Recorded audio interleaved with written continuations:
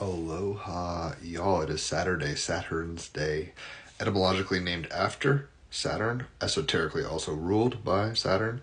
It is the 18th of October. The sun is in Libra, 25 degrees. The moon is in Virgo, 21 degrees. I'm not sure how into astrology you are, but the weather's pretty ratchet right now. A lot of oppositions and squares, a grand air trine and a grand water trine to boot.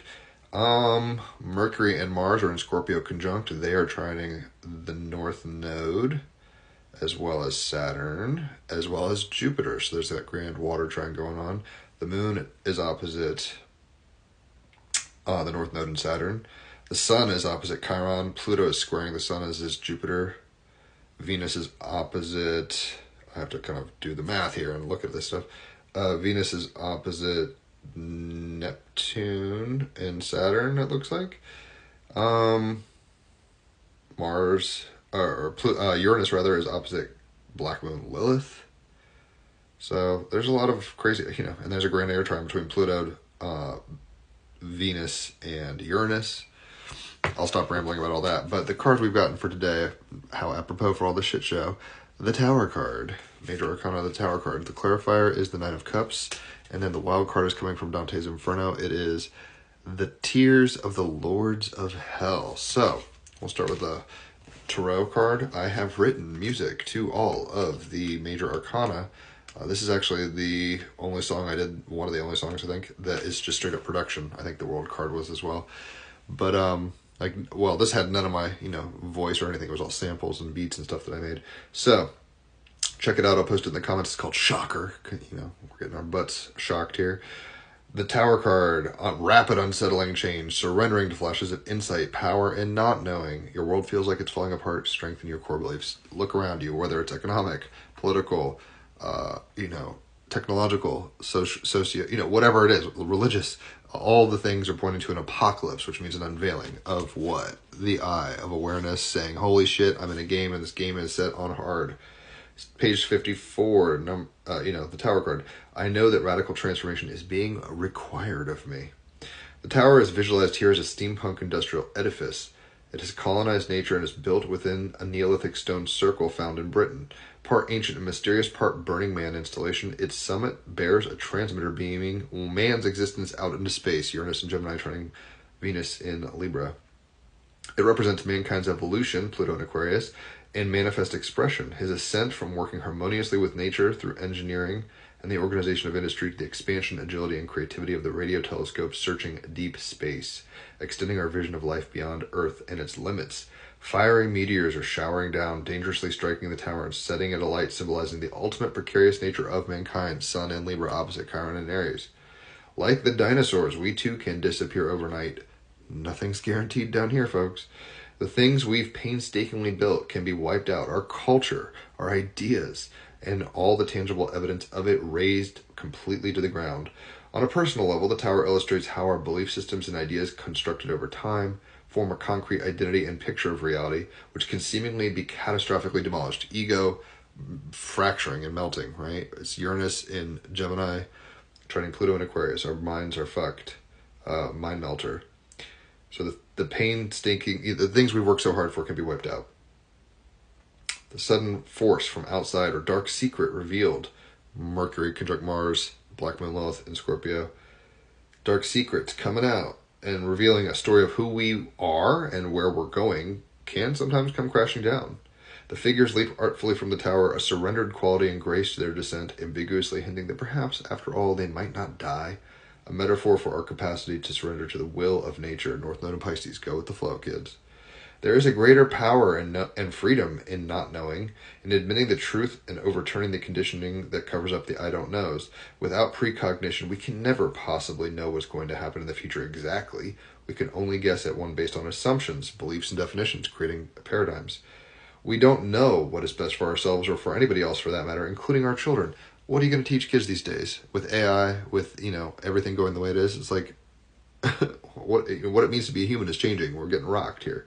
The Tower signals there will be rapid, unsettling change in your life, accompanied by a sense that things are collapsing and falling apart. Pluto and Aquarius, trining Uranus and Gemini. Indeed, things are breaking down in order for something new to happen. It's a revolutionary time. In the long term, the shattering of internal and external structures can be an amazing catalyst for growth and wisdom. That which is not true is blasted clean away. Change is not disastrous and earth-shattering. Rather, it is the leap from one thing to another. It's like a baby being born, shifting gears, right, from the womb to the world. All the world is a stage. You look out and see the drama unfolding, and look within to see the theater of your mind, the only constant, change. Uranus and Gemini, turning Pluto and Aquarius and Venus and Libra. It's like, I thought I knew. It's like the circle chart pie graph where it's like, things I know, things I don't know, things I don't know, I don't know. It's like we're getting our eyes open to that. So the tower represents ultimately the structures and potency of the ego and how they're made of thoughts, and those are collapsible. And when they are truly seen, they are neither good nor bad. It's not yin, it's not yang, it's one symbol. It's a happening, right? So rapid, unsettling change, surrender to flashes of insight, power and not knowing. Your world feels like it's falling apart. Strengthen your core beliefs. The clarifying card is the Nine of Cups. If you're a water sign, you're a cup, the emotions, the fluidity of creativity. And the Nine of Cups is really a great card. So it's kind of like, look, just because you're in a ride that's, got roller coaster ups and downs and thrills and spills, doesn't mean you didn't ask to be here. Nine of Cups, even though it's like chaotic, you go to a horror movie to get scared. We incarnated on Earth to learn a lot of lessons here. On page 158, the Nine of Cups, I am lavished by the good things in life. Declaring your intentions, attracting good fortune, celebration free of guilt or regret, seeing a project to completion. Maybe the project of human consciousness is coming to an end, or maybe our role at this place in time, space, in the dream is shifting dramatically. We just get to hold on to our butts and witness as well as we can from a higher place if possible the eggshell of our minds being cracked open and scrambled. So it's all good, even though it feels overwhelming and it feels like our lives are being dashed upon the rocks and ripped apart by the squid or whatever, kraken. So the the wild card is number 35 in the Dante's Inferno deck. It's a Saturn day, so it's a heavier energy. So I picked this card for Saturdays. Saturday is shadow work. On page 45, number 35, Tears of the Lord of Hell. Oh, what a marvel it appeared to me when I beheld three faces on a head. With 6 eyes did he weep, and down 3 chins trickled the teardrops and bloody drivel. Canto 34. The journey. At long last, Dante has reached the master of the 9 circles of hell, and it's the master of the 9 circles, the 9 of cups, right? The 9 see all the circulars.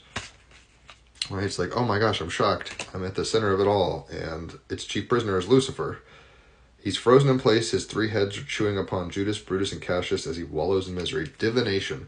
Perhaps the greatest surprise of the poem is that the dark, terrible lord and enemy of mankind spends eternity weeping, trying to escape his fate.